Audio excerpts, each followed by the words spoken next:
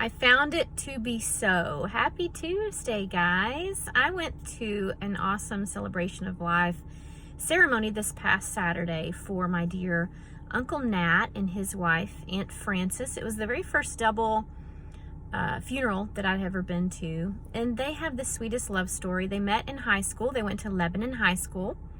And she was 17 and he was 18 when they eloped and got married. And you guys, they were married for 73 years.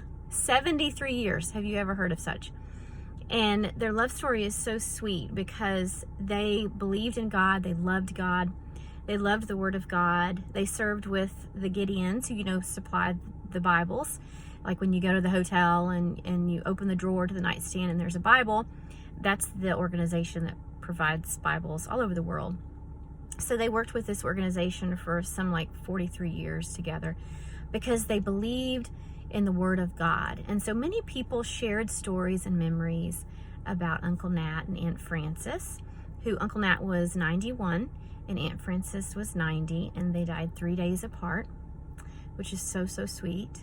And basically, Aunt Frances stopped eating and drinking after her husband passed because I'm sure she didn't want to be here without him. But the pastor was sharing, because he was close with Uncle Nat, he was sharing about how much Uncle Nat loved the Word of God and believed in the Word of God. And so he would go and read to him at the VA hospital. And my uncle served in the services for many years in the Air Force, and he was a pilot. He was amazing. He was brilliant. And unfortunately, back then, he would stand in the jet fuel, which they didn't know that this was going to cause severe nerve damage. So for years and years and years, Uncle Nat was in excruciating pain from neuropathy, I believe is what they call it, nerve damage in his feet. And it was just excruciating. And there's not much you can do from neuropathy to ease it. And he had trouble walking. And so I love the story that the pastor would go see him and read the Word to him. And he said that Uncle Nat would get so excited to hear him read the scriptures that sometimes he would just squeeze his hand off while he was reading the scriptures. But he said one time they were talking about the Word of God, and they were reading, and it was, the verse that talks about you'll soar on wings like eagles, and all these wonderful things that you'll experience in life if you walk with the Lord. And my Uncle Nat started kind of chuckling, which he would do sometimes. He was very jolly, very peaceful, very joyful. And the pastor asked him, Uncle Nat, are you okay? Why are you laughing? Why are you chuckling? And my uncle said, I found it to be so.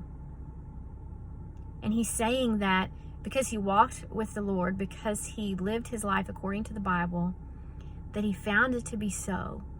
That even in the pain that he was in, and even though he was laid up at the VA for years and couldn't really walk, couldn't really get around, he still had peace and joy. And he knew one day he would soar like on the wings of eagles, And so the pastor said about the Word of God, the Word of God transforms. The Word of God guides and comforts. The Word of God is living and active. And I've found it to be so. And Uncle Nat has found it to be so. And so my question to you is, have you found it to be so? Have you read the Bible for yourself? Are you still living your parents' faith? Were you drugged to church, for years and years and years, and you just got sick of it, and maybe it was just shoved in your face, religion and God. But have you read for yourself? Have you gone to the living Word? John 1:1 says, in the beginning was the Word, and the Word was with God, and the Word was God. Meaning, the Bible is our gift, and that's how God speaks to us. It's living and powerful.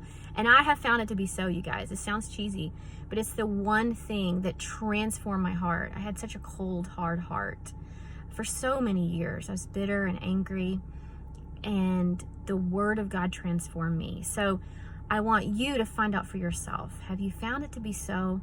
And if you haven't even tried, then you need to do your own research. Find your own faith. That's my challenge for you. And in the words of Uncle Nat, I found it to be so. What a good man and what a wonderful woman. Hope you guys have an awesome, happy Tuesday, and I'll see you next week.